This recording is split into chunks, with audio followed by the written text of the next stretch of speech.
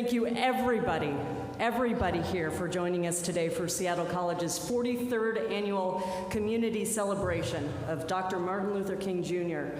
Please direct your attention to the front of the altar.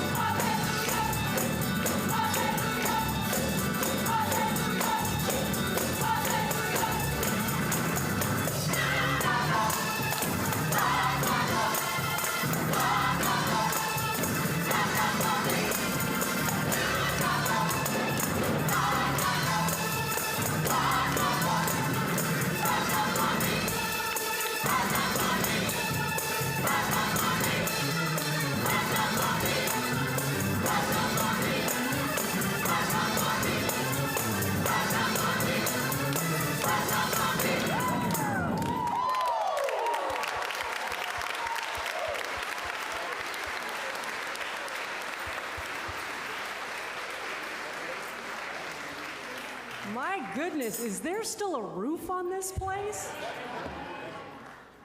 Wow, and now we know why these folks are up here, because I think only these little voices could follow those.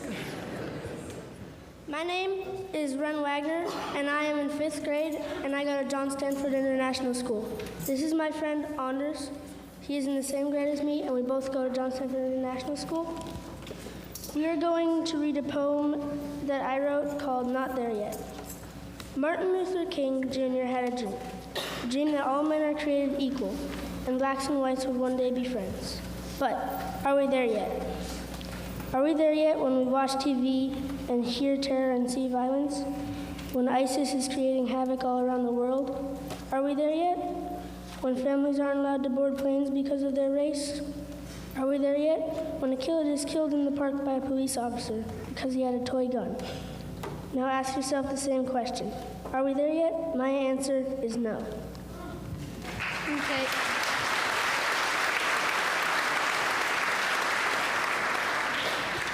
I'm going to say the same poem, but in Spanish. No hemos llegado, por Ren. Martin Luther King tuvo un sueño que todas las personas son creadas iguales, y negros y blancos algún día serían amigos, pero hemos llegado cuando en la televisión escuchamos terror y vemos violencia, cuando ISIS está creando caos alrededor del mundo. Hemos llegado cuando familias no están permitidas abordar aviones debido a su raza. Hemos llegado cuando un niño es asesinado en un parque por un oficial de policía porque él tiene un arma de juguete. Ahora hacen la misma pregunta. ¿Hemos llegado? Mi respuesta es no.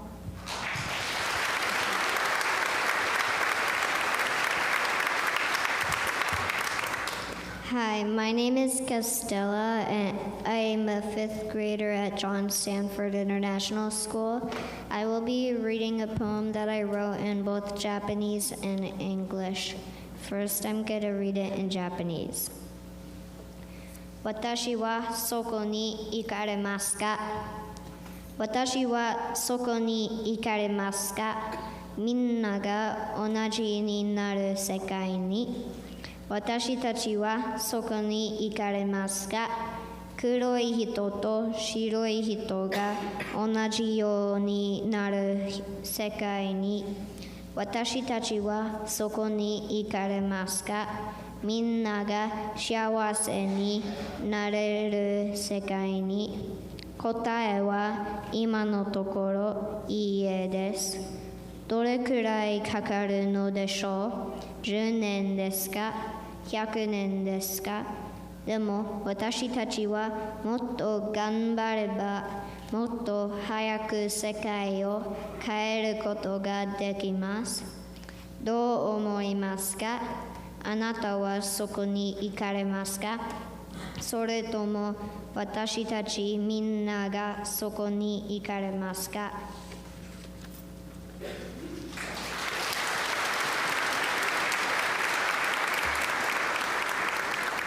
Now I will read the same poem just in English. Will we be there? Will we be there where everyone is treated equally? Will we be there to a time when white and black are treated equally? Will we be there to a place where we can all be happy? The answer at this point is no. How long do you think it will take? 10 years? 100? But the more we try, the less years it will take to change the world. So, what do you think? Will you be there, or will we be there?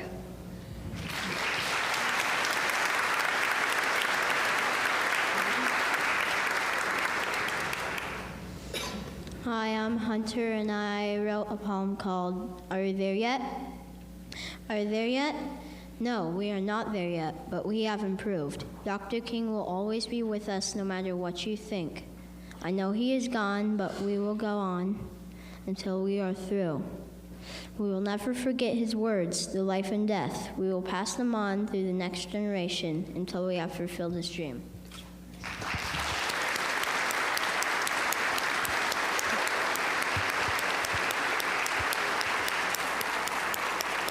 Great job there from Ren, Anders, Castella, and Hunter, all fifth graders from John Stanford International School. Great to hear them and their interpretations. Yeah, that's right.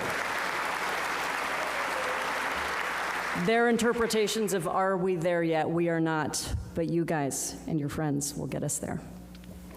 We also want to thank Roger Pagese for the musical prelude. Roger was inspired in his musical career by Phyllis Birdwell, a longtime minister of music here at Mount Zion. He is pursuing his associate degree in applied science networking and wants to become a web server administrator. Not too bad.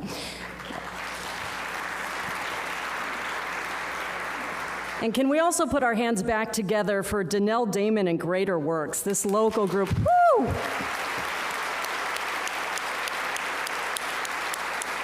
Gotten lots of regional awards. They've competed on the national stage. We are so excited to have you all here today. So inspiring. And thank you, everybody in all of these seats, for being here. And all of us reminding one another what today, what this weekend, what Monday is about. A great crowd, tremendous testament that Seattle stands for Dr. King's life and his legacy. And thank you for being here for this program. Now, we also have in the audience, though not actually here in this room, students, faculty, and staff at Seattle Central College, North Seattle College, South Seattle College, and Seattle Vocational Institute. Thanks to SCCTV, we are live streaming this program. There are viewing parties and discussions going on throughout the district. Everybody wave. Where are the cameras here? But wave to all the folks who are joining us. Thank you so much. Now, Seattle colleges have produced this celebration for our city for more than 4 decades, honoring a great man and his even greater dream.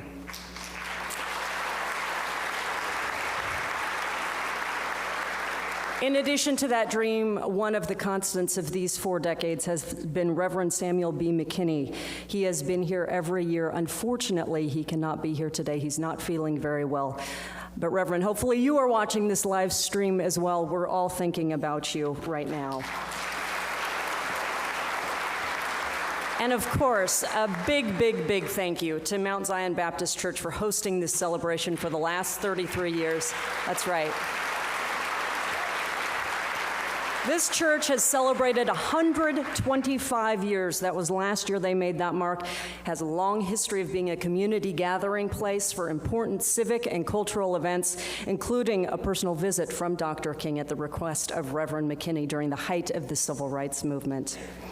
Now, our community is rich with people who were involved in that movement, including a woman who marched with Dr. King to the Lincoln Memorial just before he delivered his I Have a Dream speech. She was among a group of activists from Pittsburgh who chartered a bus to the March on Washington. They saw Dr. King, Coretta Scott King, Ralph Abernathy, and some pastors coming down the avenue and joined in the procession to the memorial. Now, she says, quote, "That was a time when you loved your people." Hopefully that time is continuing. We are so honored to have her with us today. Please give a welcome to Joy Conley over here in the corner. Please wave to us, Ms. Conley. Lovely to see you here.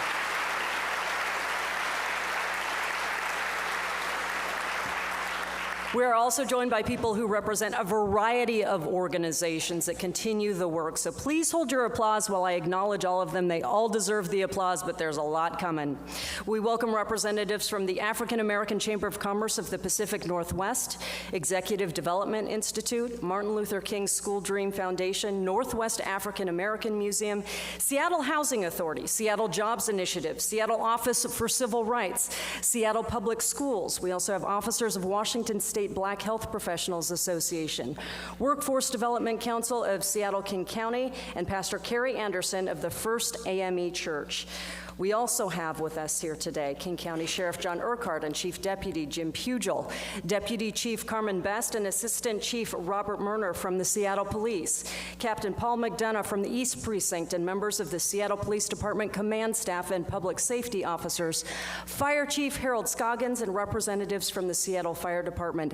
Thank all of you for loving your community, for serving it, and for protecting it, and for building stronger relationships.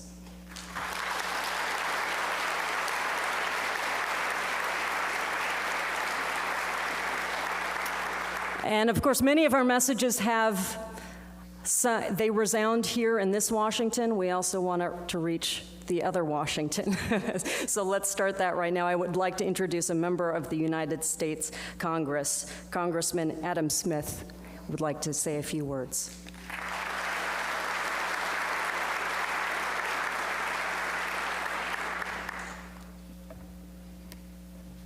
Thank you very much. It is great to be here. I want to thank Reverend Williams for once again hosting us, and thank Reverend McKinney for all of his tremendous leadership over these many decades. He has made a real difference in our community, and we all wish him well. And it is always a pleasure to be here at Mount Zion to help celebrate the life and achievements of Martin Luther King and to remember all that he has done for our society. And I think the question that you asked for the theme for this year is so perfectly appropriate. Are we there yet? And it's a very interesting question because, first of all, where is there? And second of all, is it yes or no? And I think, without question, we are not there yet. And there is the equality that we all aspire to across racial and economic lives so that, well, not to cheat and quote the person we're honoring, but we are judged by the content of our character, not by the color of our skin. We all want to get to that place, and we've all seen this year in too many instances where we have fallen short. And I'll say a brief word about that in a moment. But I also want to remember how far we've come. Because it is so easy to get discouraged in America about all that is wrong with it and all of the challenges. But we have made real progress, and the people in this room have worked hard to achieve that progress, and many, many others have as well. And I want to get us to that point. And I don't mean this in any sort of political way, but I don't often enjoy the State of the Union speech, no matter who's president. But there was a positive aspect to that State of the Union speech that President Obama gave that I thought we desperately needed, to remember what's right about what we've achieved, how far we've come. I think of our own area here. We elected an African-American mayor in Norm Rice. We elected an African-American King County executive in Ron Sims in what was, not a predominantly African-American constituency. And the great thing about that is no one thought about, Ron Sims or Norm Rice, they're the African-American candidate. No, they were the most qualified, he was the most qualified person running for office, so we elected him to do the job. We judged them on their character, and we made that progress. And we can see the increase in diversity. Ironically, my daughter, who's a sophomore in high school, had to give a debate yesterday on whether or not there was sufficient diversity on television. And even 10, 15 years ago, there would have been no debate. No, there wasn't, leaving aside the Oscar nominations for the moment. On television, we have seen a massive increase in diversity, a massive increase in characters of color from the LGBT community, women getting prominent roles. We have come a long, long way. And as we think about how much farther we have to go, I don't want us to forget that. Because if there is one thing that I do share with the president about the problems in Washington, D.C. and all the challenges we face, it is all the negativity. It has become a very, very depressing place where everybody is upset about something and very, very concerned about it. And we've done so much good. I want to remember that and give our children a positive view of the country to say, hey, you work hard, you can make a difference, you can move forward, and you can. All that said, we obviously have a lot more work to do. We have not achieved equality. And particularly within the African-American community, we still have a lot of work to do. And that is what we have seen. And that is why I think the Black Lives Matter movement is so important. And the reason we're emphasizing that is because in too many places in this country, Black lives don't seem to matter. And I could go on and on and on about this, but I'll put it very simply. If Trayvon Martin was white, he wouldn't be dead.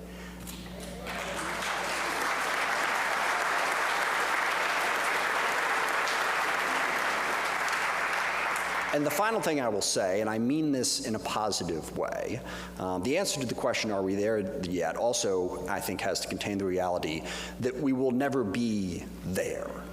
We will never be at that perfect place where we have perfect equality. And that's not as depressing as it sounds. We will make progress, as we have, and we will continue to make progress. But I think the reason to think about it that way is to realize that you can never just rest and say, it's all good, we don't have to worry about it anymore. We all have to work for greater equality, for all in our community, certainly for diverse populations, but also for basic economic equality. We've seen an incredible concentration of wealth in this country. country, and a shrinking of the middle class that deprives all people, regardless of their race, creed, or color, of opportunity. And we have to work on that as well. So we will have to all continually work for greater equality and justice, but we can also remember the progress that has been made. And I think that is the most important thing. You know, if Martin Luther King could see where society is today, I think he'd still say, well, we could do this, we could do that, but I think he would also say, wow, we have an African-American president. You know, who would have thought that could have happened? You know, we have African Americans succeeding at every level of society. We have all manner of different other minorities succeeding at every level of society. So, no, we're not there yet, but we have come a very, very long way. And the people in this room who have worked so hard for that should be proud of that accomplishment. I pledge to continue to work with you to make sure that we get closer to where we need to be as a society. Thank you. Thank you, Representative, for being here. As we remember, we're not just celebrating, we are reminding ourselves not to be complacent. Now, we are also honored to have Governor Jay Inslee with us this afternoon, who would like to address us now.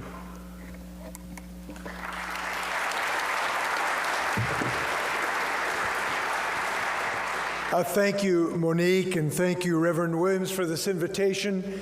This is such a joy to be with you today. I have to express just a little disagreement with my good friend Adam Smith, though, when he said we're never going to get there. I disagree with that. We are going to go to the Super Bowl this year, and we are going to be in San Francisco. So I have to have a little.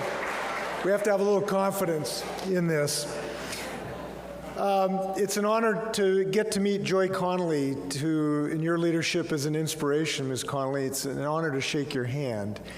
This is something that I have felt in my life to be in any way connected to Dr. King. You know, the only high school Dr. King, I believe, visited was Garfield High School. My dad was a teacher and coach at Garfield High School, and there's only a couple times I ever saw my dad cry, and it was the night when we lost Dr. King. And I've always felt that wound and that missing presence, which is as close as angelic as we will ever get to understand. But I just want to make some comments that, although we don't have him, I just want to comment that I believe his spirit is so strong with us, that we are still with his spirit. And I just want to make a few comments about that.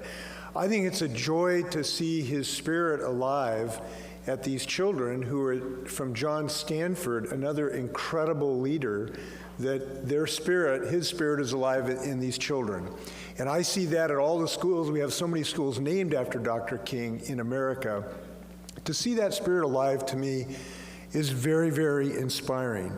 I see it when we are now trying to make sure that every single child gets a quality education in this state, and that we have that spirit alive right now to improve this ability to end this pernicious opportunity gap that has plagued us for so long. And I have to tell you, I am happy that the spirit has been alive, that for finally every single child is going to get full-day kindergarten.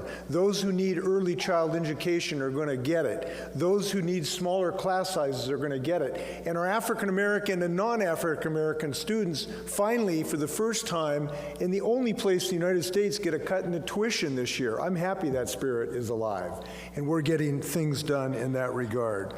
I'm happy that the economic message, and we know how much the Reverend King talked about the economic message, that the spirit with Reverend McKinney, who was so instrumental in establishing banks and credit unions, is alive and trying to increase economic opportunities for the African American community.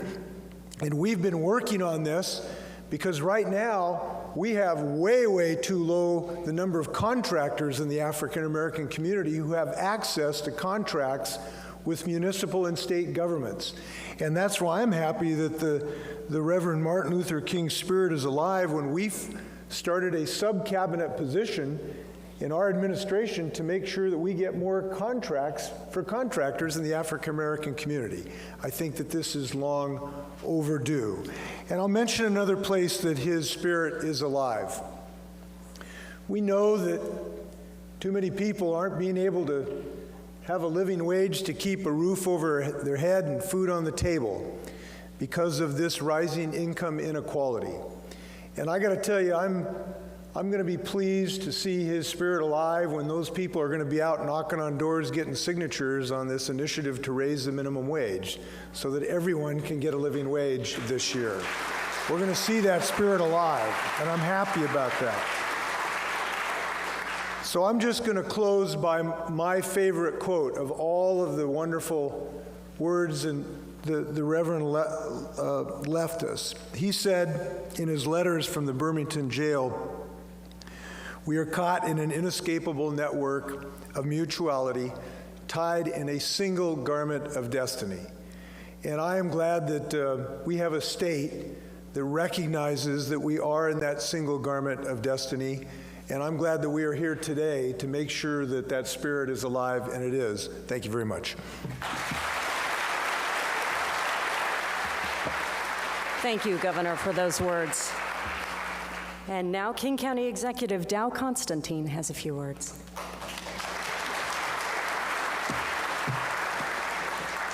Good afternoon. Yesterday, the employees of Martin Luther King County gathered for our annual celebration of our namesake. And each year, our employees choose a theme, usually a quote from Dr. King, to organize our thoughts and our celebration. And this year, our employees got very ambitious and chose a rather lengthy quote that I want to share with you. This is what Dr. King shared when he was accepting the 1964 Nobel Prize for Peace.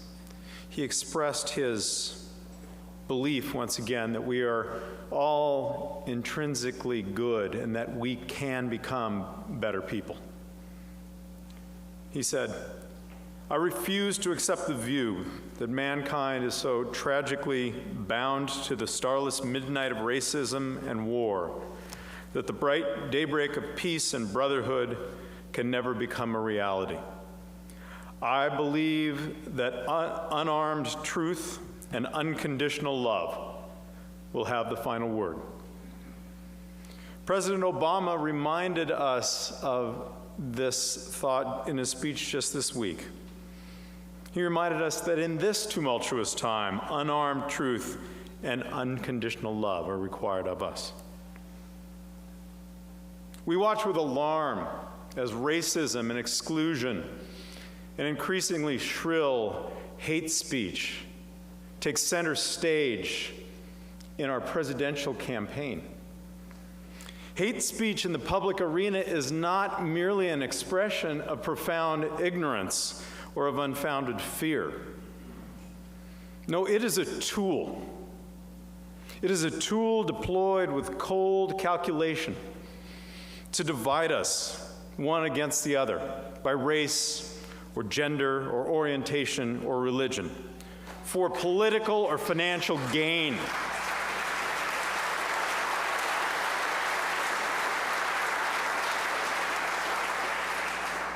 This is not new. From the response to Bacon's rebellion in the 17th and 18th centuries, to Jim Crow in the late 19th and 20th century, to Donald Trump this week, we are not there yet. Check the news, check your Facebook feed. We see heated, even threatening rhetoric directed at communities of color, seeking to divide us today in the 21st century for political and financial gain. But violent speech unchallenged begets actual violence. Young men of color are shot at an alarming rate. Young men of color are more likely to be stopped and questioned without legitimate cause. People lose a sense of control, of agency over themselves and their bodies and their destiny. Parents lose a sense of safety for their children in what is manifesting itself as a hostile world. This is a form of terrorism. It is intended to instill fear not only in the direct victim, but in all those who identify with the victim. It is intended to threaten our sense of community, our sense of personal safety. And this heightened stress and anxiety and trauma we bring with us into our homes and into our workplaces. It impairs health. It even shortens lifespans. This is abhorrent, and we must actively reject it.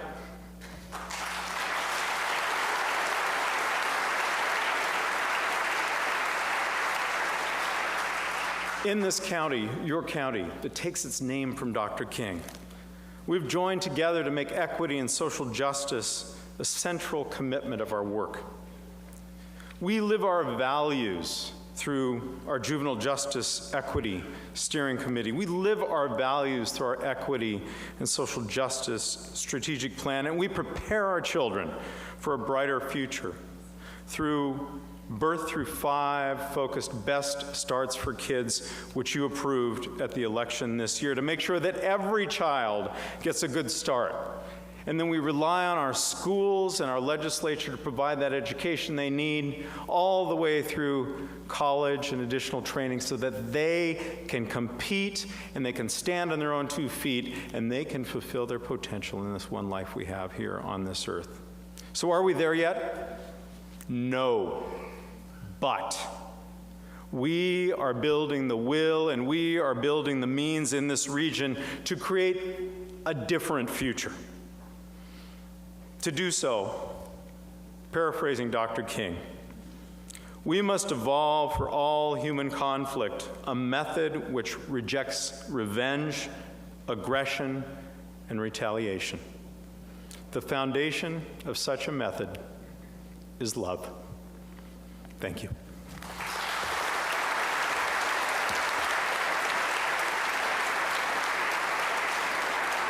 Great reminder that values are actions, not just words. Thank you, Executive Constantine. And now here to represent the City of Seattle, Mayor Ed Murray.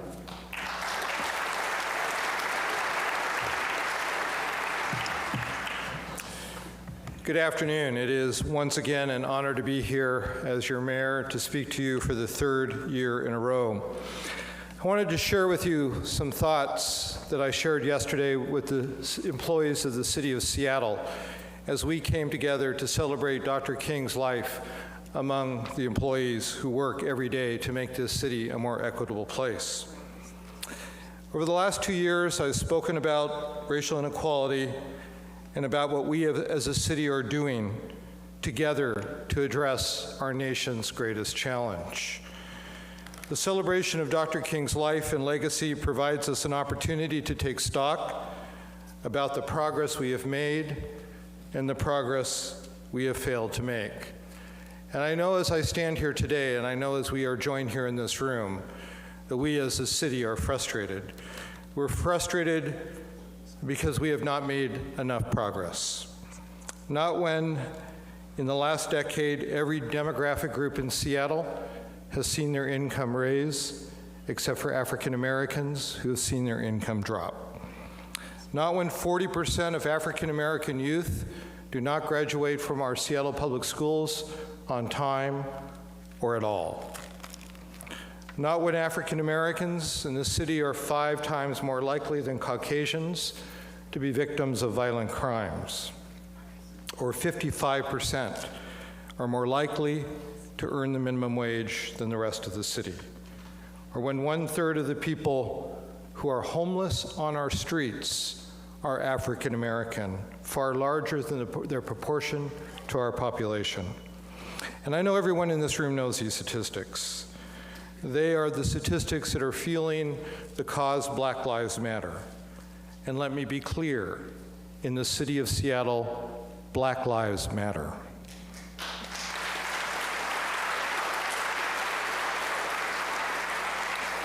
These difficult truths can make us hopeless. But despite the reality that racism and inequality still exist in our society, we must not forget all the work and all the sacrifice of civil rights leaders over the last 50 years. On Martin Luther King Day, as we gather to honor Dr. King's legacy and continue to work on his dream, we must also remember that an entire generation of civil rights leaders, activists, and protesters did make a difference. They did accomplish much. To say that nothing has been done over the last 50 years fails to do justice to the legacy and sacrifice of those who came before us.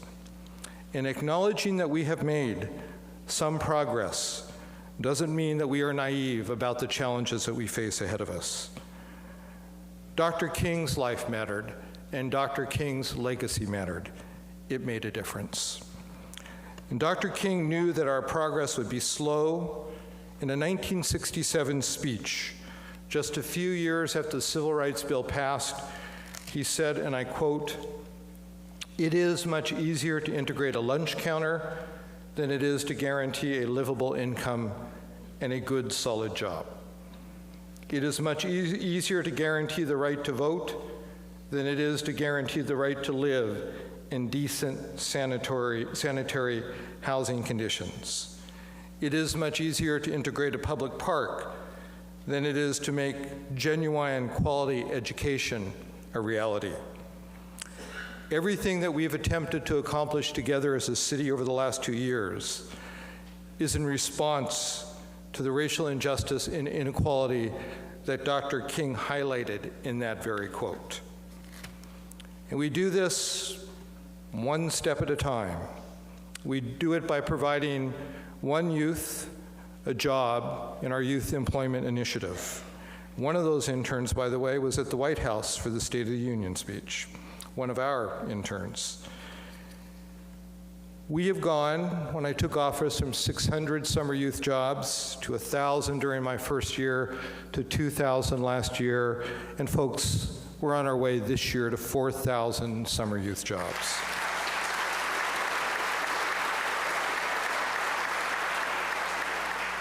One youth at a time. And we do it by enrolling one child at a time in our preschool program. In our first year, 24% of the children enrolled are African American, one 3-year-old and one 4-year-old at a time.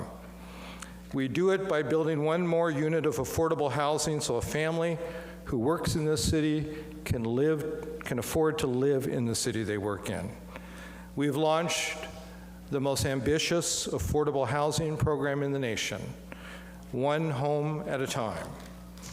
We do this by hiring an African-American woman from the Rainier Valley to work on a construction project downtown, one job at a time. We've implemented a priority hiring program that requires that workers from economically distressed neighborhoods get hired for our public work projects, one neighborhood at a time. And we do it by contracting with African-American-owned engineering firms. We've tripled the number in just 2 years, one business at a time. And I could go on. But I mentioned that folks are frustrated, and it is easy to lose hope. It is easy to point fingers. It is easy to resort to name-calling and shouting at one another. But we can't turn on one another. President Obama said in his State of the Union address Tuesday night that our brand of democracy is hard. He said, and I quote, "It doesn't work if we think that people who disagree with us are motivated by malice or that our political opponents are unpatriotic. Democracy grinds to a halt without a willingness to compromise or when even the basic facts are contested, and we listen to those who agree with us only." The President invited Seattle Police Chief O'Toole to sit with the First Lady during the State of the Union address. And he did that for a reason. He acknowledged that Seattle is making progress on police reform. 2 Attorney Generals, Eric Holder and Loretta Lynch, both have met with me to acknowledge that Seattle is making progress on police reform.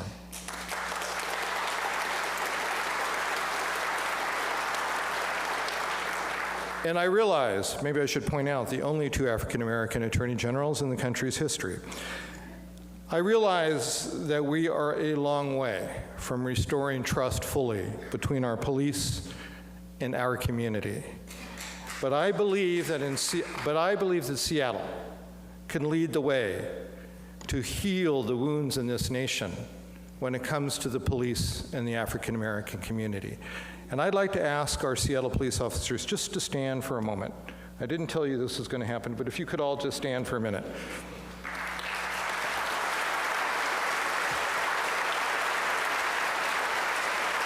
And it's one of the cool things about being the chief, stay standing. One of the cool things about being the chief law enforcement officer, they actually listened. I'd actually asked folks who live in this city who are African American to stand for a moment.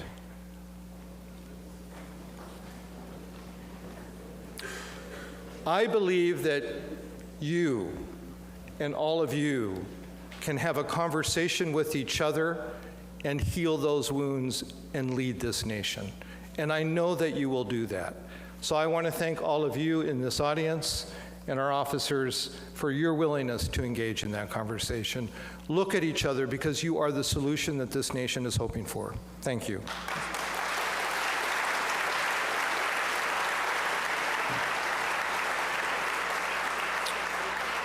And that's why President Obama said on Tuesday night that he is optimistic about the future, and I am optimistic too. I want you to continue to challenge me, and I want you to continue to challenge the City Council, because I want them to share the pain. No, but on a serious note, challenge us, because that's how change happens. You know, and the president can sing and I can't, so I'm not going to sing for you. But you know, the line from the song we will sing at the end, "We Shall Overcome," is more than a line, and it is more than a dream. It is actually something that's happening. Martin Luther King was overcoming racism in his life. We are on a journey to overcome racism in our lives. And I believe this city, because we are optimistic, can overcome racism. Thank you very much.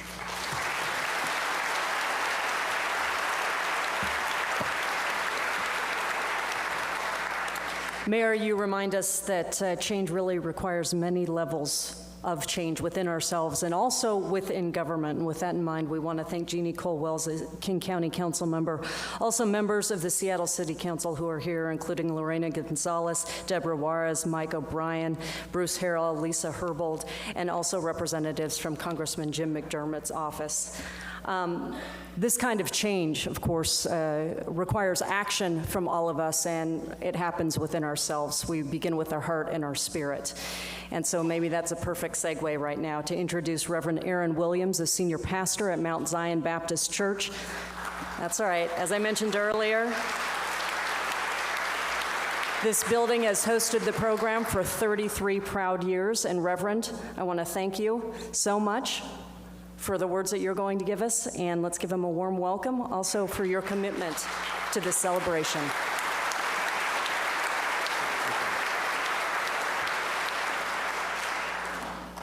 I want to take this opportunity to welcome you to Mount Zion Baptist Church, a place where we are committed to ministering to the marginalized, the locked up, the left out, and the least of these in our society. We're excited to have you here today and to host the 43rd Annual Community Celebration of Dr. Martin Luther King Jr. Mount Zion has a long relationship with Seattle colleges, and we want to continue to partner with you as we strive to make the great city of Seattle the beloved community that Dr. King envisioned. In my tenure here, I've had the distinct pleasure of working with Dr. Jill Wakefield, and we know that she is retiring this year, and we want to thank her by presenting her some flowers as an expression of appreciation for the work she has done.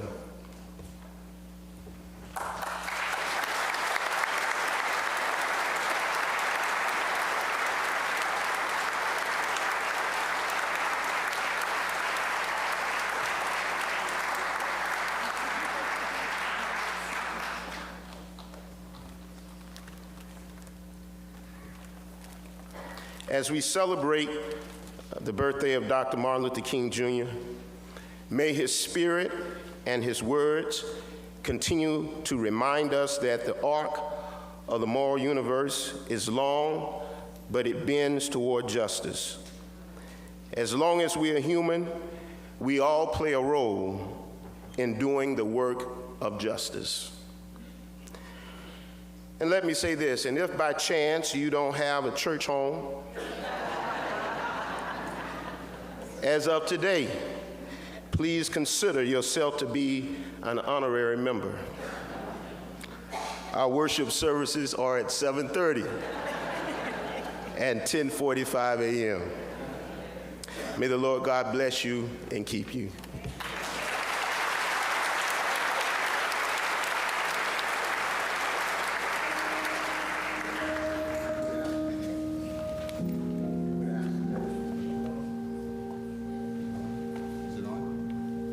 It's not on? Okay. We would ask that you stand for the national singing of the National Black Anthem, led by one of our daughters of the ministry, Michaela Walker.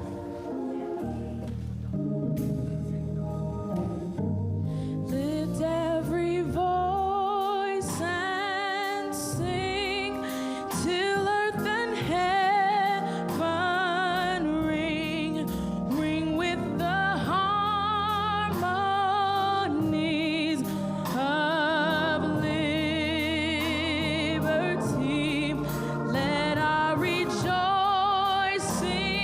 rise high as the listening skies.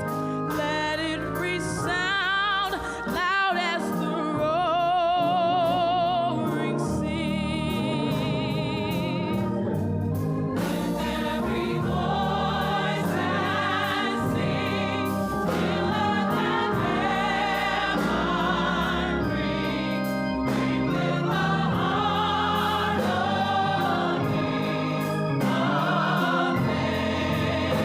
liberty. Let our rejoicing rise high as the listening skies. Let it resound loud as the rolling sea. Sing a song full of the hope that the dark past has taught us. Sing a song full of the hope that the present has brought.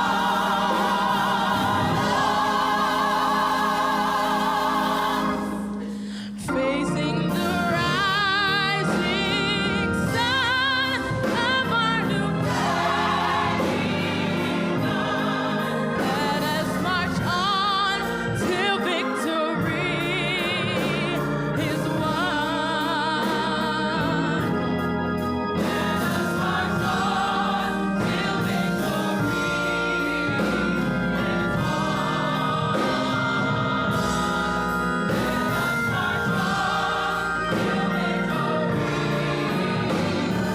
won. Let us march on till victory is won.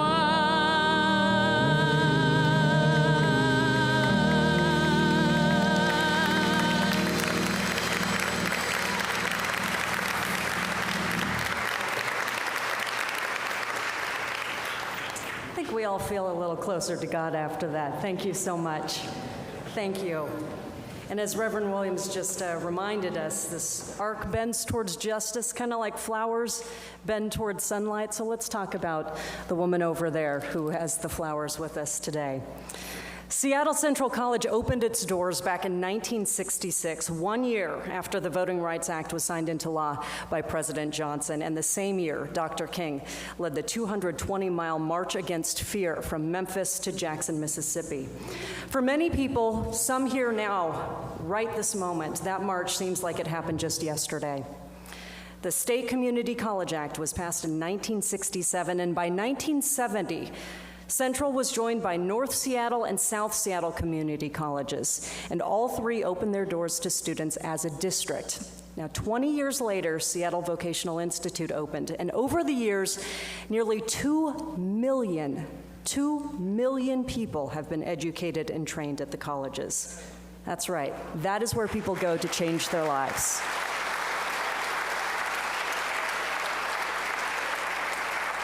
They change themselves, they change their communities, they change their families, they change their city, they change their world. This is big stuff happening.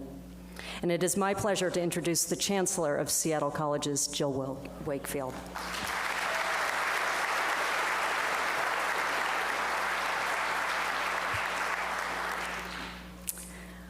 Wow. I have attended 40 of these programs, and it's been the highlight of my year, and thank you so much to Mount Zion for being a partner, and to the Williams for your leadership and support. It means so much. So, thank you. Well, thank you, Monique, and I would like to recognize Monique Mean-Lavin for emceeing for us today. Monique co-anchors Cairo 7 Eyewitness News at 5 and 11 p.m., usually alongside of Steve Rabel. But tonight, she's on her own because Steve's in North Carolina for a big game. Go Seahawks! Are they there yet? Yes, they are. So, Monique is doing her part to get there by helping to thaw the divide that sometimes exists in our community. Inspired by the Seattle response to the crash on Aurora Bridge involving students and staff at North Seattle College, she started a series called Seattle Antifreeze. I'll let her tell you more about it, but for now, I'll just say thank you, Monique, for all you do to make our community a better place. I want to give special thanks and recognition to the Seattle College leadership team who are with us today. I'd like to start with Warren Brown, who serves as president of North Seattle. If you would stand. Sheila Edwards-Lang, interim president at Seattle Central. Gary Ortley, president of South Seattle, and Maureen Shadir, interim executive dean at Seattle Vocational Institute. And other members of the Seattle College family, they are the foundation of our leadership team and the success of our students. If you work for the Seattle colleges, if you've gone there, if you could stand, that we could thank you all for being part of our family.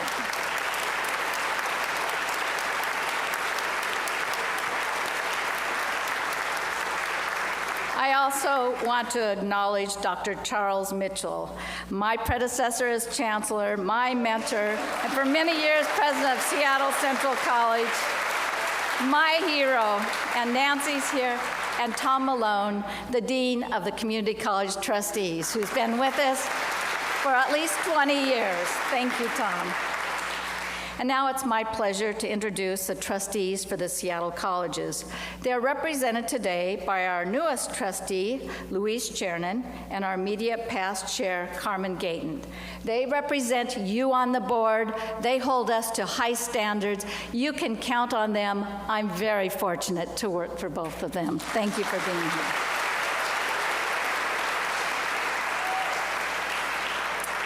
here. Well, are we there yet? Growing up, when my parents moved thousands of miles away from their community and their family, we vowed each year to go home.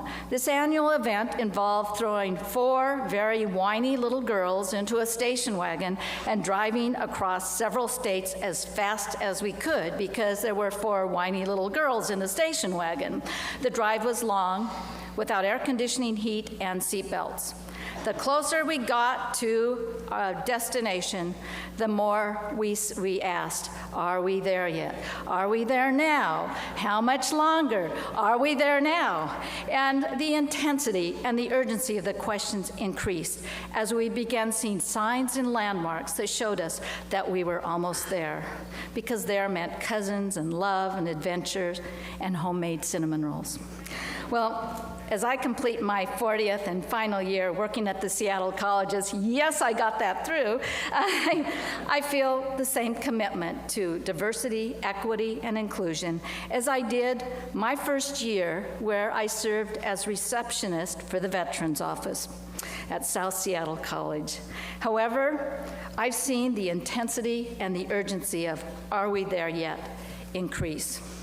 with our 50% students of color, 38% staff of color, and hundreds of programs focusing on helping every student make it to the finish line. I thought we're getting close.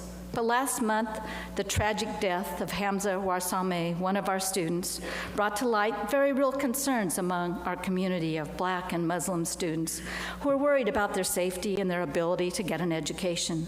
Amid reports of increasing numbers of racist and discriminatory acts locally and nationally, the fear and sorrow our students feel are real. The incidents at Western Washington and the recent protests at University of Missouri and Yale have brought the issue of racism in higher education to the forefront of local and national conversations. At the Seattle colleges, we're looking in the mirror to assess what we're doing, what our work should be focused on, and how are we making every student feel valued? How are we putting our arms around every student and saying, we're going to help you make it to the finish line? In his speech, I've been to the Mountaintop, Dr. King emphasized that we, as a people, would get there. Like Dr. King, I too am confident that we will get there. Just look around.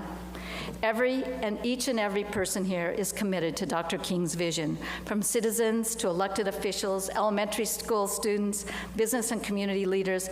We all know we have a personal responsibility to make it come true. You know, Seattle's booming from its economy, innovation, entrepreneurship. It's the place to be, to its commitment to social equity. If now isn't the time to bring this city's success to all of our residents, then when?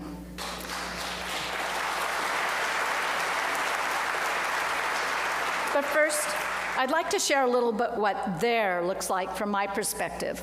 First, there. Every student has a financial means to attend and graduate from college without putting themselves and their family in debt.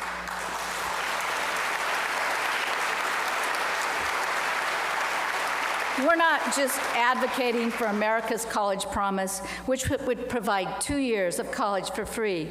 We're already moving in that direction, starting with the 13th year scholarship program at South Seattle, which provides free tuition to graduating seniors from Cleveland, Chief South, and Rainier Beach high schools.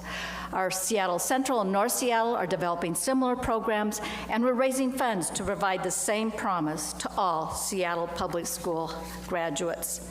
Today, we are joined by the entire 5th grade, and I have to, first of all, I'm a little embarrassed that I can only give my speech in English, but if I had gone there, maybe I could do more. That the entire 5th grade of John Stanford International School, we're so glad you're here.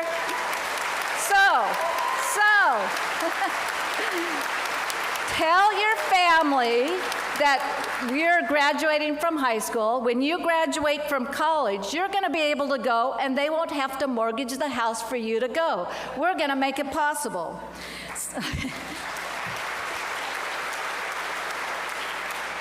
Here's another there. Every student who starts college completes. And the graduation rate of our colleges is the same for every student, regardless of ethnicity, gender, age, whether working full-time, part-time, or their zip code. We know that going to college is a good thing, but completing a certificate or a degree will change your life. So what are we doing? We're working with the Seattle Public Schools to make sure every student who graduates is ready for college. Our faculty is working with their faculty to make sure, especially English and math, to align our curriculum so that when you take that class, that English, that math class, your senior year, you are ready to go to college. I would like to recognize our partnership with the Seattle Public Schools and to thank Superintendent Larry Nyland and your team for your commitment to the success of our kids beyond high school. Thank you. So when students come to our colleges, they will find tens of hundreds of programs focused on getting them to completion. Each student receives a mandatory orientation, intensive advising, an educational plan, and pathways to keep them on track to graduating on time.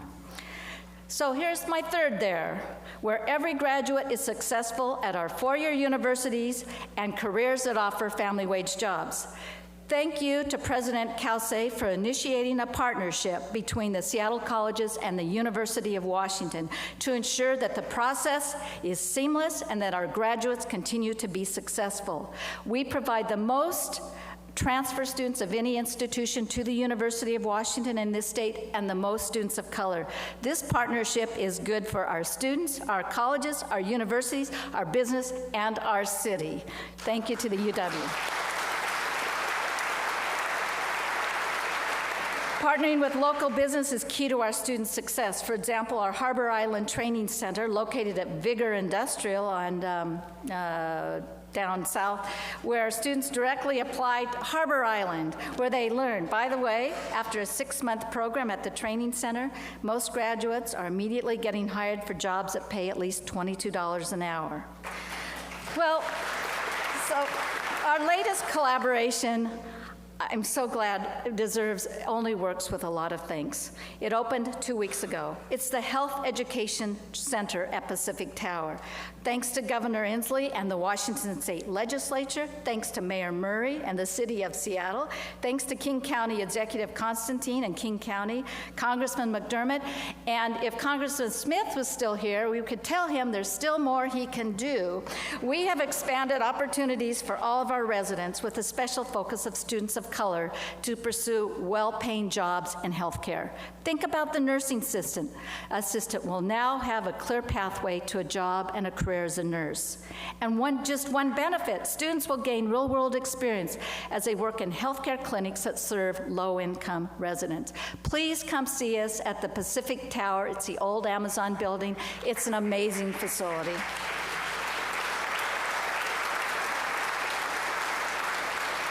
And I'm pleased to see and thank Dr. John Vassell, Chief Medical Officer at Swedish First Hill, and Dr. Rayburn Lewis, Chief Executive at Swedish Issaquah, and other officers of the Washington State Association of Black Professionals in Healthcare here today, and thank them for their support of this initiative.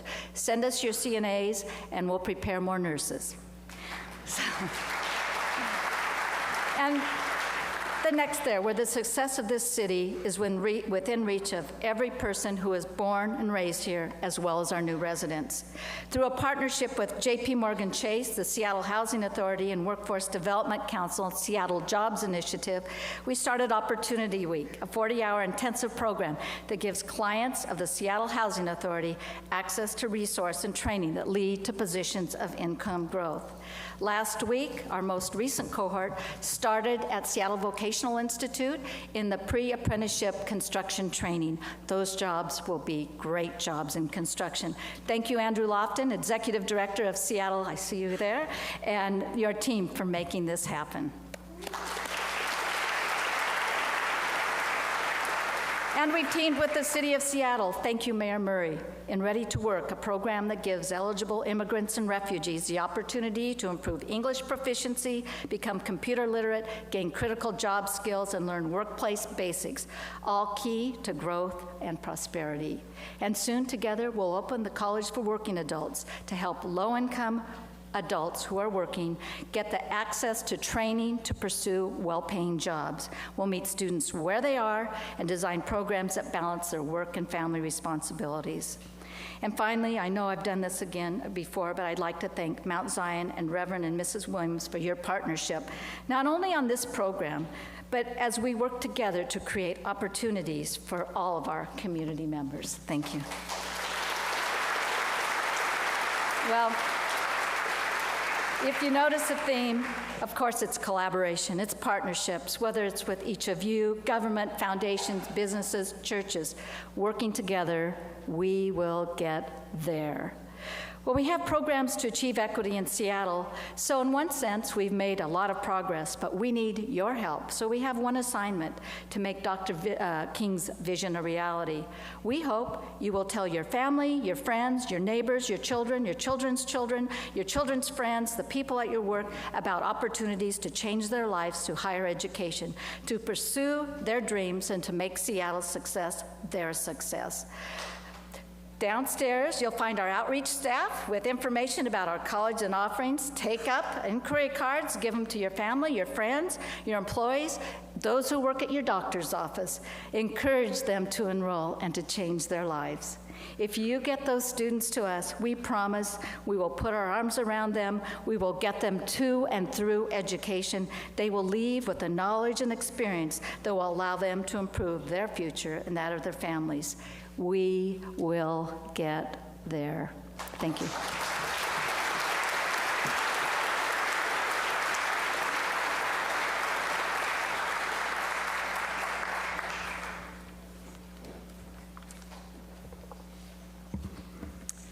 I have to confess a little change in the script here, but I think that we are now going to hear from North Seattle College President Warren Brown, who has a scholarship to present.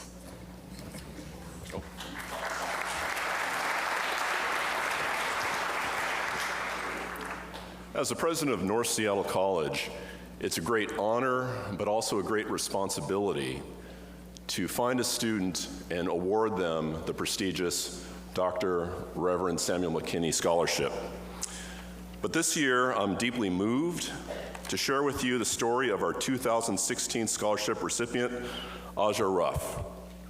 Ms. Ruff is the embodiment of the saying that adversity introduces a person to their true self. Imagine how it would feel to grow up with two parents suffering with drug addictions. Although they were your parents at different times in your young life, they would often check in and check out of the opportunity to be part of your life. Because of the instability of your parents, you were constantly moving. You were staying with relatives or friends, going from home to home, home to couch surfing, couch to low-income hotel, foster home to foster group home, and finally school to school. Ms. Ruff knew that her life's value was greater than the circumstances of her family's addictions and dysfunction. She also knew that the life of her siblings also had great value and that they needed encouragement to dare to dream. She vowed to herself, and this is in her own words, and I quote, "I couldn't shake the powerful sense of duty in my life to help others," end quote. So that drives Ms. Ruff to model academic success for others, also directly supporting the academic development of her siblings, and generally just comforting others at their greatest time of need. Despite her regular moving from school to school, Ms. Ruff knew that she would need to pursue her education to fulfill her dreams and complete her GED and then go on to college. Ms. Ruff enrolled in a new program which is called Open Doors, and that is through the Seattle Public Schools. And it's a high school credit retrieval and GED program.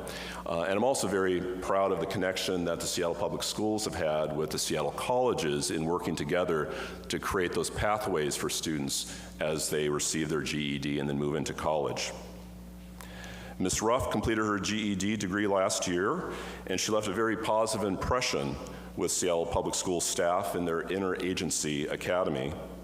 She is currently enrolled at North Seattle College and is majoring in communications with a hope someday to be a journalist. So Monique Minglavin, can you keep an eye out for her? And I know Frank Blevin's here from the Seattle Times as well, so you might want to give her a card as well. So in her first quarter at North Seattle College, she has earned a perfect 4.0 GPA.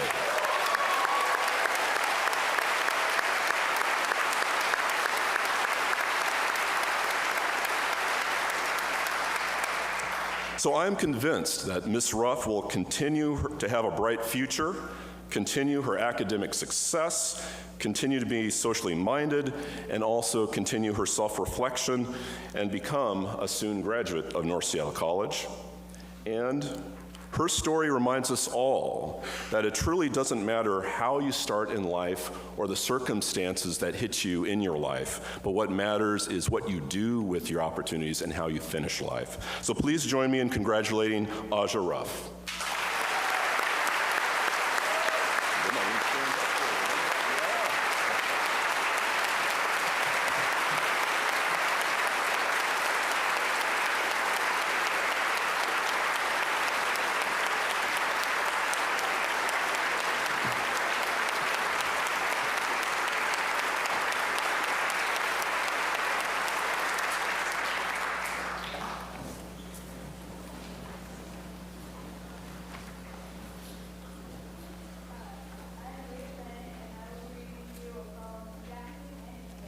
that I made called The Children.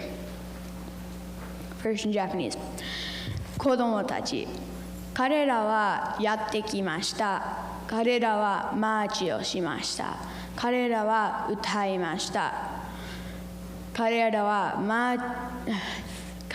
ちゃんと歌いました。自由のために。彼らは牢屋に入れられました。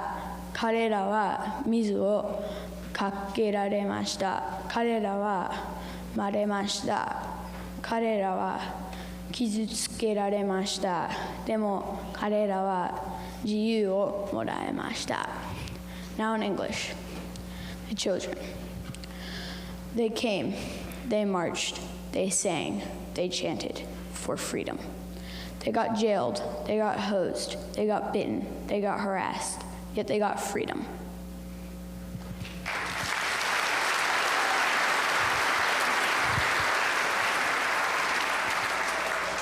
My name is Zoe, and I wrote a piece called Martin Luther King, and it's not in Japanese or Spanish. I've known about Martin Luther King Jr. for a long time because, lucky for me, I had a teacher who introduced him to me at a very young age. I know that if he were here today, he would be proud of the many things we have accomplished since his death, including the appointment of Thurgood Marshall, the election of President Obama, etc. But then if he knew about how much violence and segregation is still going on in our world right now, he would know his dream is not complete. One example of MLK's dream being incomplete is the tragedy of Michael Brown, the high school graduate who was shot simply because he was black. Many people still believe in all of the Jim Crow laws, and there is so much violence against African Americans that a movement called Black Lives Matter is happening. So many people believe Dr. King's dream still lives, and if we can all come together, we will overcome. Hopefully, someday soon, we will be able to sing the last words of his speech. Free at last, thank God Almighty, we are free at last.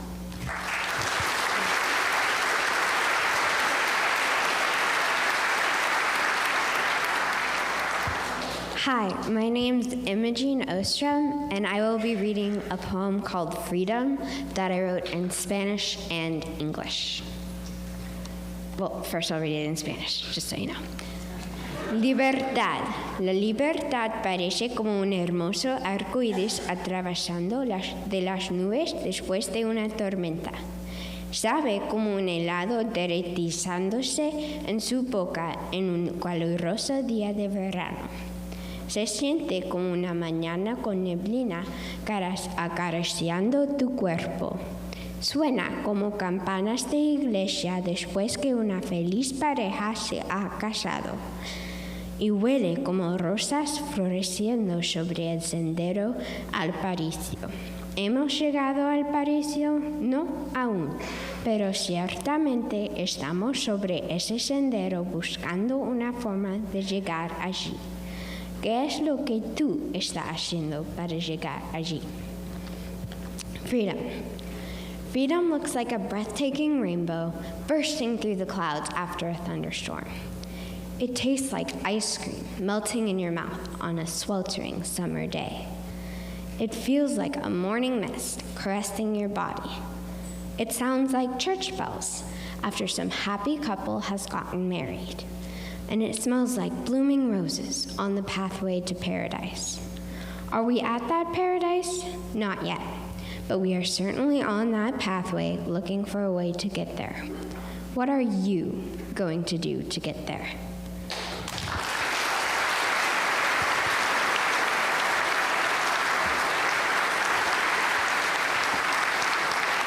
Zoe, Rafe, Imogene, thank you, or Doja, as my Cantonese great-grandmother would say.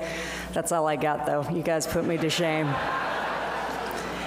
And Ms. Ruff, you and I are talking after this, but I may have to arm wrestle our next speaker to get your ear. This is Marcus Harrison Greene, co-founder of the South Seattle Emerald, a reporting fellow with Yes Magazine, a board member of the Western Washington chapter of the Society of Professional Journalists, and the 2015 recipient of Crosscut's Courage Award for Culture. Now, growing up in South Seattle, he experienced firsthand the neglect of news coverage in the area by local media, which taught him the value of narratives. After an unfulfilling stint working for a Los Angeles-based hedge fund in his 20s, Marcus returned to his community, determined to tell its true story, which led him to start the South Seattle Emerald. The publication has become a go-to source of community information in a part of the city that rarely receives much press outside of the police blotter. I'm in the mainstream media. I can say you are right, and I'm thankful for your service. As he says, the media spends so much time talking about the death here that it rarely ever talks about the abundance of life also found here. He calls South Seattle the new Harlem, sees journalism as democracy's most important tool. He says it functions not only to speak truth to power, since the powerful most often already know the truth, which is usually why they try to hide it. Journalism's true job, he says, is to speak truth to the many who believe they are powerless. It reminds them that they are not. He's proud to live in the south end of Seattle. Please join me in welcoming Marcus Greene.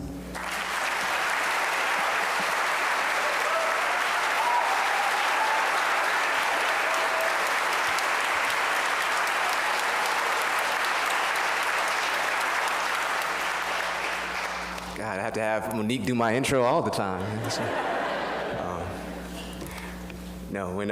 When Maria, who organized this event here, asked me to first speak here today, and then she told me that my charge was to answer the question of whether or not we as a society had made it to Martin Luther King's Mountaintop. I have to admit, the first thought that crossed my mind was, this lady has got to be crazy if she thinks this speech is going to last more than 2 seconds. But in thinking deeply about this question, it took me back to a day 7 years ago, to the last day I ever spent with my grandfather. It was January 20th, 2009. I remember it vividly. To me, that day was the height of being black in this country. That was the day that I thought we had actually reached that mountaintop. It was the day an African-American man finally strolled with his family down Washington, D.C.'s Pennsylvania Avenue to get sworn in into the highest office in this nation. Cloud 9 wasn't high enough for me that day. I was on cloud infinity to the 18th power. And what made it sweeter, what made it more memorable, was that I shared it with my grandfather. He had been debilitated by a heart condition for months, but on that day, he got up the strength to watch the inauguration. My grandfather, Jimmy Greene, was not an emotional man, unlike his grandson. And growing up, I never once believed he was capable of even shedding a tear. But that day, he couldn't help but be overcome with joy. The type of joy that only comes when you have finally seen something that for so long you were told that you could not at all view. And so I asked this man who had grown up as a sharecropper in segregated Arkansas, who because of the laws of that time was forbidden from obtaining anything other than an 8th grade education, who had been called boy for so long, it took him until his late 20s to realize he was a man. This man who wasn't allowed to fight for this country in a segregated military, but could only cook for the people who did, and who couldn't cast a vote for president until he was 35. I asked my grandfather if he ever thought a man who looked like the one he cast his vote for that November could ever become president. No, he answered. No, I never dreamed a man like me could possibly be president one day. But Marcus, he cautioned, be careful. Because as good of a day as this is, it is only one day. And we need many more.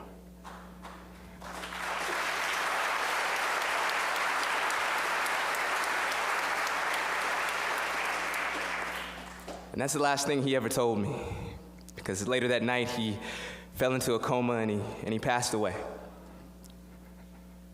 But those words always stuck with me, even as hard as they were to process at first. Because you see, like most Americans, it was difficult not to be seduced by the notion that our society had finally vanquished its race problem, that we had now ushered in a golden era of colorblindness, that era That means that when you mention race more than a minimal amount in mixed company, you are charged with the crime of waging social justice jihad. It's hard, almost impossible, for us not to be seduced by the pervasive assumption that we are more than 90% of the way there to racial utopia. Somehow we are supposed to believe that this nation's history, one that includes genocide, slavery, suppression, and exclusion, cannot possibly impact our society, either now or in the future. That blatant acts of racism are now few and far between, relegated to the margins of simple-minded militia members in Western Oregon, are the idiotic presidential candidates they lovingly flock to. We can point to the room that has been made for people of color and women at the top of our society's totem poles, their high visibility in positions of power. We can point out that explicit forms of racism have been on the wane since the days MLK spoke of his mountaintop. No more are there police dogs that ravage the bodies of marchers. No more are there belly clubs that fracture the brains of protesters, or water hoses to impede their progress. No more signs to designate where we can or cannot be seated. You know, I hear that racism is dead from some of my own black brothers when discussing the case of Sandra Bland, the woman mysteriously found dead in her prison cell after a routine traffic stop, or the case of John Foster, killed within seconds of Ohio policemen arriving at a Walmart for holding a BB gun. Many of them, long conditioned to what they call proper interaction with law enforcement, tell me that Bland and Foster should have known to mind their P's and Q's, and that ultimately that duo was responsible for their own deaths.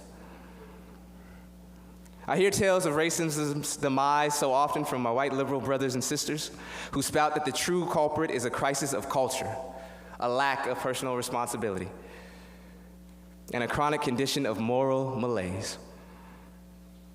I hear of its end in the midst of a society whose black infants are 3 times more likely than white babies to die within the first months of birth, despite no biological deficiency. I hear racism is a relic in society that mocks the provision of safe spaces for its marginalized students, while actively creating an entire world of safety for those it values. I read racism's obituary even after a recent reporting trip, when a white mother told me that she could never know what it is like to suffer in the way that a black mother does in this country, because if her 12-year-old son was to be killed, his murder would be a crime.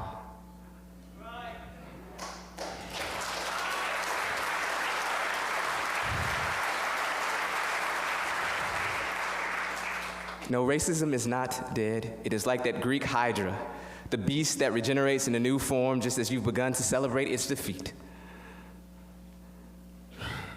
No, it is not exclusively as overt as it once was. It is more sophisticated. It is more systemic. For every Tamir Rice dead in the park, our current form of racism creates 1 million Tyrones half his age who are predestined to a life of poverty by an inferior school system. For every Betty Jones needlessly killed by Chicago police responding to a dispute she had nothing to do with, it creates 1 million Yvettes who will die in early death because they are economically bound to an area with no health care. For every Trayvon Martin, there will be 1 million Andres swallowed whole by a criminal justice system that will never offer a chance of true redemption, that will forever brand them with the scarlet F for felon, and their life, the life that is absent of opportunity, will be nothing more than a slow, prolonged death.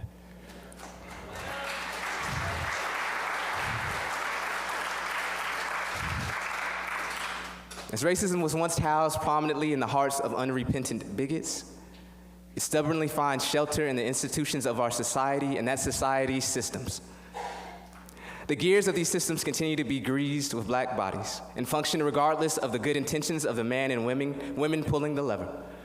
It does not matter whether those hands of the people in power holding that lever are black, as they are in the city of Baltimore, or if those hands are white, as they are in Ferguson, Missouri.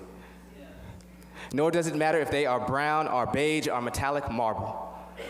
The outcome is always the same: a mass devastation of life.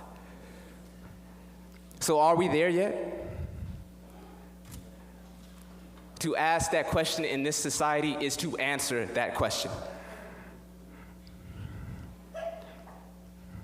The racism we encounter today can't be solved by old efforts, nor civil rights era understandings of what we face. In truth, we can't even entertain the question of are we there yet before answering a more important question. Where are we?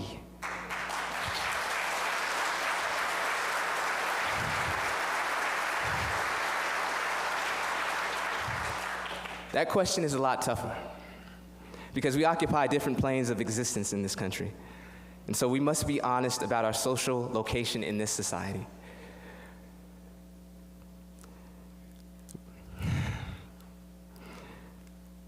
What guides us to these locations is a word that is so misused. It's been so cheapened to the point that you can find it at a dime store. That word is love. But when I say that word, I say it as one that equates to the resiliency needed by those who fight for racial justice, to the point that their spirits' knuckles are raw and bleeding because they must continue to fight. I say that word that is synonymous with the acceptance necessary by those to whom this life bestows advantages, whether it is because of pigment, or class, or gender, who must see past frugality and privilege and realize that to consider your life in context is not a demonstration of weakness, it is an exhibition of character. When all groups have been discriminated against in this country sit down to eat at America's dinner table, it is love that asks them to understand that when they see a race that has been malnourished for so long, pleading to feed on America's promises, that race is not insisting that others sitting around the dinner table should starve. They are just asking to eat like everyone else.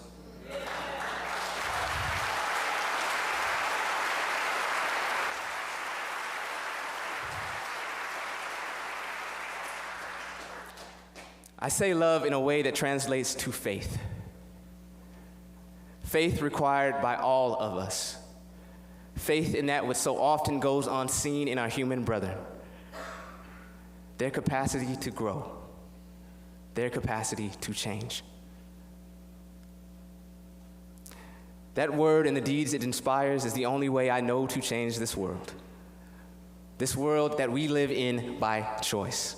And yes, our collective circumstance is a choice. And I know that point causes cynics to grind their teeth. They think this world we live in is the best of all possible, that this is as good as it gets. But this world in its present state is constructed by no laws of nature. It is built on a foundation of ideas, beliefs, and doctrines of people, and kept in place by fear, apathy, and resignation. And it can only be undone by the new ideas, imagination, and beliefs of other people. Now, we can live in a society that puts a higher value on some lives, or we can choose to live in a society where all lives truly matter, including Black lives.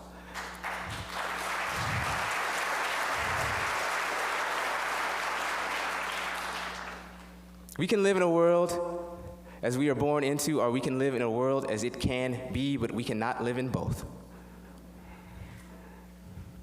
And this world as it can be isn't one that is left to fantasy, or one that exists only in dreams. It is one being birthed right here, right now. It is being birthed in the city of Seattle by Devin Rogers, a Central student watching on the live stream today, a young woman who couldn't tolerate that in this liberal bastion she calls home, more than half of all incarcerated juveniles were children of color. So she helped to get that same city to pass a resolution to move towards the goal of 0% youth incarceration and an alternative to imprisonment.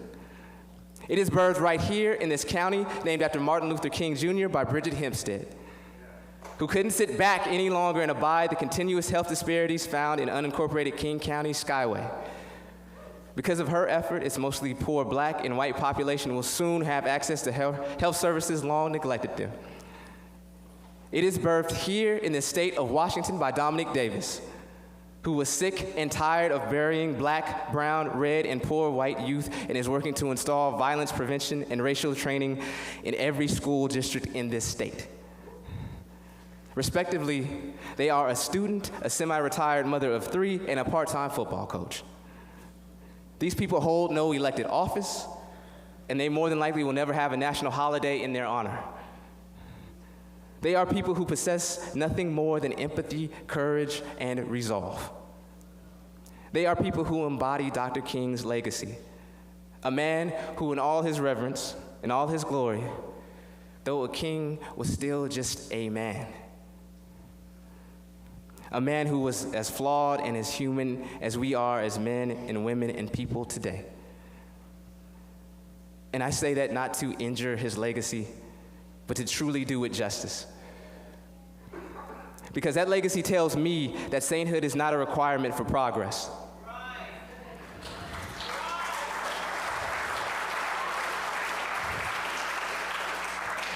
It doesn't matter one iota if you are fractured, broken, or bruised, because your participation in this world is mandatory to transform it. His legacy tells me it doesn't matter whether your position is the President of the United States or a Starbucks barista between dream jobs. Wherever your occupation, when you fight against hatred, you propel justice.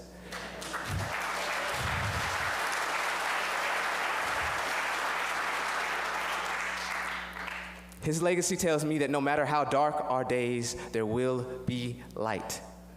There will be hope. There is hope today because we all woke up this morning.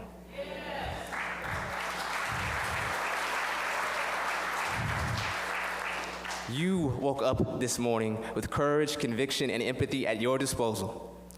The raw ingredients to heal this sick world if you just choose to activate them. That legacy tells me that there is no measure too small to our ascent up to Dr. King's Mountaintop.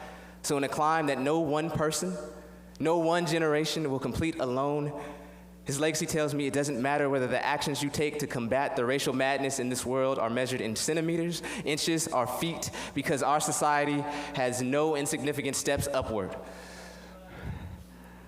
Dr. King knew this when he told us in his last speech he wouldn't get there with us. My grandfather knew this when he told me we still had far to go. I'll know this on some day long from now when my granddaughter asked me, "Grandfather, are we there yet?" And I'll tell her the exact same thing I tell you today. I'll say to her, we've climbed far, but we have farther still to climb. Now you go, you reach up, and you pull us higher. You go, you rise up, and you pull us higher.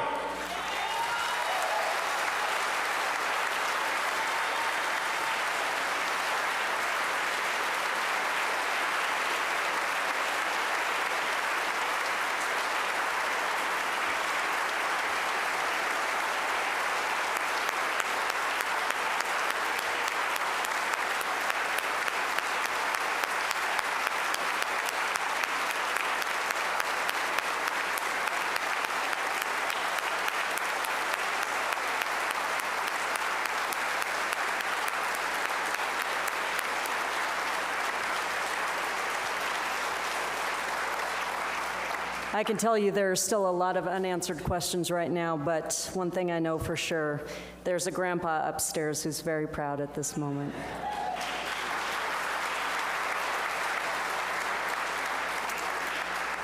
And Marcus, you are right, we are not at the mountaintop, but damn it, it is time to put on those hiking boots.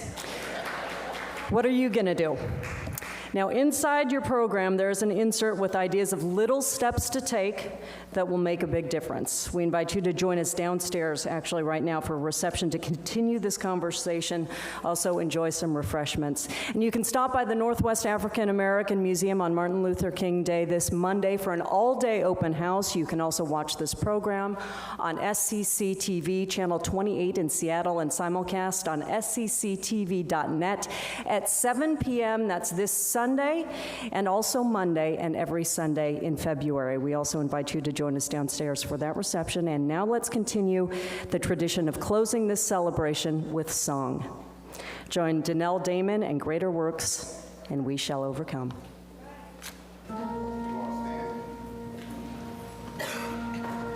In all of the years that I've done this, we've always concluded with the Reverend Dr. King. So we want to sing, with the Reverend Dr. Samuel McKinney, but we want to sing it very strongly for his honor. We shall overcome, say it. We shall overcome. We shall overcome. We shall overcome. Today. That's what he'll say. Oh, deep in my heart, I do believe.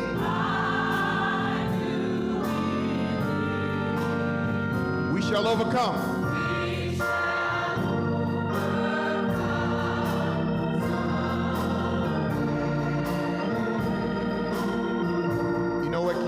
Favor, we're getting ready to end the service. Can you tell the person next to you and the person behind you, we will overcome? Come on and tell them. Look them in the eye and say, we will overcome.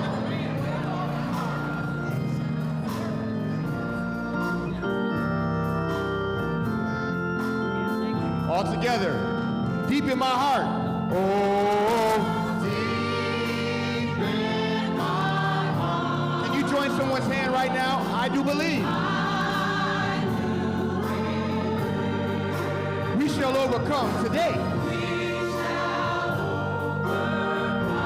Today. Let's do it one more time. Take me up. One more time. We shall overcome.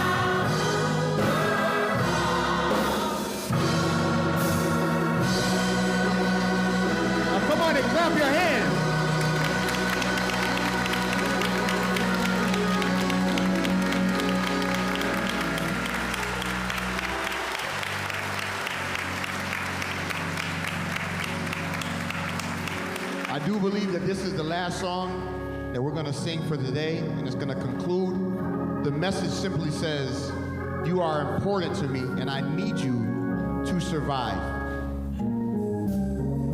Listen. I need you. You need me. We're all a part of God's body. Stand with me. Agree with me. We're all a part of God's body. It is His will that every need be supplied.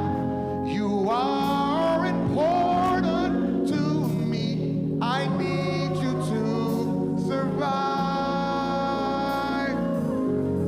You are important to me. I need you to survive. Can we say that one time together? Say it. Say, I need you. I need you. You need me. You need me. We're all a part of God's body.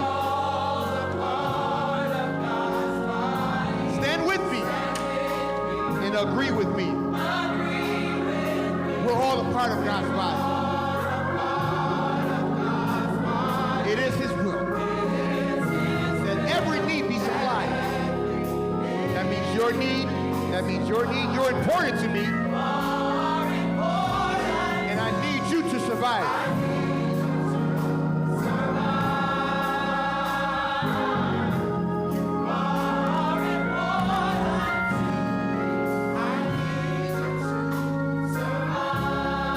Part I like.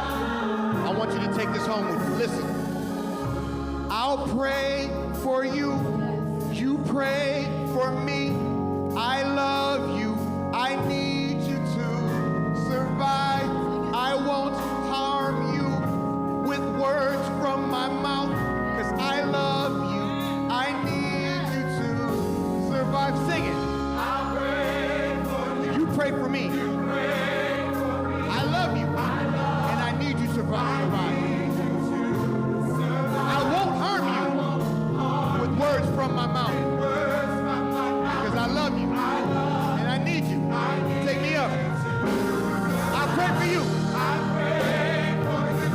pray for me. I love you. I don't know you, but I love you. I won't harm you with words from my mouth. I love you. Let's take it up one more time. I'll pray for you. Please pray for me. Because I love you. And I need you.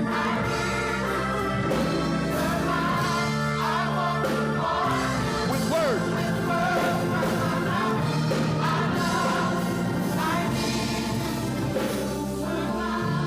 It is His will that every need be supplied. You are important to me. I need you to survive. Say it. You are important to me. I need you to survive. Last time, let's say it all together. No music. I need you. I need you to hold it. Survive. I need you to survive. I need you to survive. I need you. I need you. I need you. I need you. God bless you today.